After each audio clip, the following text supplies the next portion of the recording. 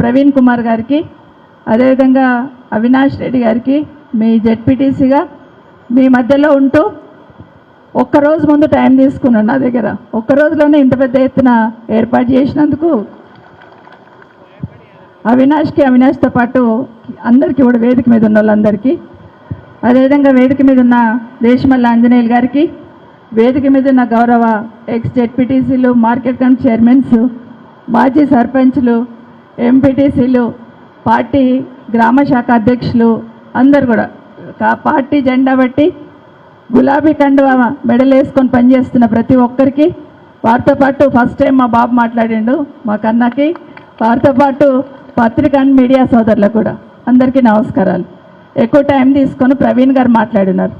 కానీ ప్రవీణ్ గారితో మాట్లాడుతున్నప్పుడు ఆనాటి ఉద్యమంలో పాల్గొన్నప్పుడు ప్రవీణ్ గారు ఆఫీసర్గా ఉండే, తెలంగాణ ఉద్యమం నడుస్తున్నప్పుడు ఉస్మానియా యూనివర్సిటీలో పిల్లల మీద లాఠీచార్జ్ జరగొద్దంటే, ఉస్మానియా యూనివర్సిటీలో ఉన్న పిల్లల అంబిషన్ అంటే ఆకాంక్ష అర్థం చేసుకోవాలంటే తెలంగాణ వాదం ఉన్న ఆఫీసర్ అయితే బాగుంటుంది అన్నప్పుడు ప్రవీణ్ గారిని చూస్ చేసుకున్నాం. ఒక్కసారి ప్రవీణ్ గారిని అక్కడ ఇన్ఛార్జ్గా పెట్టిన తర్వాత ఇంకా 2-3 సంవత్సరాలు ప్రశాంతంగా ఉన్నాం. ఎందుకంటే ఉద్యమం నడిచింది. అదేవిధంగా ఎక్కడ ఎవరికి ఒక దెబ్బ తగలకుండా కూడా చూసుకున్నారు. ఈరోజు ప్రవీణ్ గారు కూడా మన పార్టీలోనే ఉండడం నిజంగా చాలా సంతోషం. వారితో పాటు ఇక్కడికి వచ్చిన మా అక్క చెల్లెళ్ళకి, అన్న తమ్ముళ్ళకి అందరికీ నమస్కారాలు. షాబాద్ అనగానే పట్నం కుటుంబానికి ఎంత ముఖ్యమో ఇంద్రారెడ్డి గారికి అంత ప్రేమ ఉండేది షాబాద్ అంటే. వాళ్ళ అల్లుళ్ళ మీద ఏమనలేని ప్రేమ ఉండేది. అల్లుళ్ళ మీద ప్రేమ షాబాద్ మీద ఏర్పడిపోయింది ఎట్లయినా. సో షాబాద్ అనగానే చేవేళ్ళలో లేకపోయినా కూడా షాబాద్ అంటే నాది అన్నట్టు ఇంద్రారెడ్డి గారు ఉంటుండే. అట్లాగే మీరందరూ కూడా ఈరోజు అవినాష్ని 15 సంవత్సరాల నుండి ఏదో ఒక పొజిషన్లో తీసుకొని రాజేందర్ ఆ రోజు మీ సేవను అందించిన దాన్ని రుణం తీర్చుకునే ప్రయత్నం మీరు కూడా చేస్తున్నారు. మీకు అందరికీ కూడా ప్రత్యేకంగా ధన్యవాదాలు తెలియజేస్తున్నాను. అట్లాగే అవినాష్ కూడా మీకు మధ్యలో ఉండి పనిచేసే ప్రయత్నం చేస్తున్నాడు. అలాగే భవిష్యత్తులో కూడా ఇంకా ఎదగాలని మనస్ఫూర్తిగా కోరుతా ఉన్నాను, వేదిక మీద ఉన్న అందరితో పాటు. అయితే ఎక్కువ మాట్లాడాను ఎందుకంటే ప్రవీణ్ గారు చాలా విషయాలు చెప్పారు. ఇప్పుడు వస్తూ ఉంటే చిట్టీలు పట్టుకొని పోతున్నారు. ఏం చిట్టీలు అని అడిగాను ఇప్పుడే. అంటే యూరియాకి చిట్టీ పట్టుకొని అమ్మలందరూ అటు పోతూ ఉన్నారు.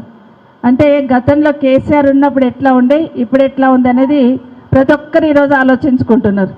కేసీఆర్ గారు ఉన్నప్పుడు నెలకి ఒక్క రోజన్నా గంట రోజంతా కూర్చుంటుండే. వర్షం మొదలు కాకముందంటే ఎండాకాలం ఉన్నప్పుడే మేలోనే మీటింగ్ పెట్టి మాకందరికి చెప్తుండే, ఎండాకాలం అయిపోగానే చినుకులు పడంగానే రైతులకు ఇబ్బంది లేకుండా చూసుకోవాలి, ఎరువులు ఎట్లా ఉన్నాయి, షాబాద్లో ఎన్ని ఎకరాలలో ఏం పంట వేస్తారు, ఎంతమందికి ఎన్ని సంచుల యూరియా కావాలా, ఇదంతా కూడా ముందే లెక్క చూసుకోండి అని చెప్పి అవన్నీ పెట్టుకుంటుండే. కానీ ఈరోజు ఎట్లా ఉందంటే ఎక్కడ పోయినా యూరియా కోసం 2 నెలల నుండి ఏడుస్తూ ఉంటే ఈ ప్రభుత్వానికి కనీసం కనిపించట్లేదు, మాట్లాడడం కూడా సిద్ధంగా లేరు. కొంతమంది మంత్రులు అంటారు పడేసిన చెప్పులన్నీ ఏడుకొచ్చి లైన్లో పెడుతున్నారు, అక్కడ రైతులు ఏడున్నారు అంటున్నారు. కొంతమంది మంత్రులు అంటారు అక్కడ యూరియా ఉంది కానీ ఎక్కువ కొనుక్కొని పోతున్నారు అంటున్నారు. ఇప్పుడే ప్రవీణ్ గారు చెప్పినట్టు నిన్ననే ఒక దగ్గర రైతులందరూ కూడా ఎక్కడైతే యూరియా వాళ్ళ ఇండ్లలో పెట్టుకున్నారో, ఎక్కడైతే బ్లాక్ మార్కెట్లు అమ్ముతున్నారో వాళ్ళని పట్టించున్నారు. దాన్ని మాత్రం పట్టుకుంటలేరు. కానీ ఏదైనా కూడా కేసీఆర్ గారు పార్టీ చేస్తుందంట తప్పిస్తే దాని వెనకాల ఉన్న కష్టం ఏందని ఆలోచిస్తలేరు. ఈరోజు ఇంతమంది అక్క చెల్లెళ్ళు ఉన్నారు. ఇక్కడ మాటకు ముందు రేవంత్ రెడ్డి ఏం చెప్తున్నాడు, లేడీస్ కనిపించగానే ఏం చెప్తాడమ్మా మీరే చెప్పాలి. ఆడళ్ళు కనిపించగానే ఏం చెప్తాడు రేవంత్ రెడ్డి, మా అక్క చెల్లెళ్ళను కోటీశ్వరులను చేస్తా అంటాడు. 1,00,00,000 మందిని కోటీశ్వరులను చేస్తా అంటున్నాడు. అంటే ఒకరొకరు ₹1,00,00,000 ఇస్తా అంటున్నాడు. వచ్చినాయా మరి ఏమన్నా? ఒక్కరికైనా వచ్చిందా షాబాద్లో?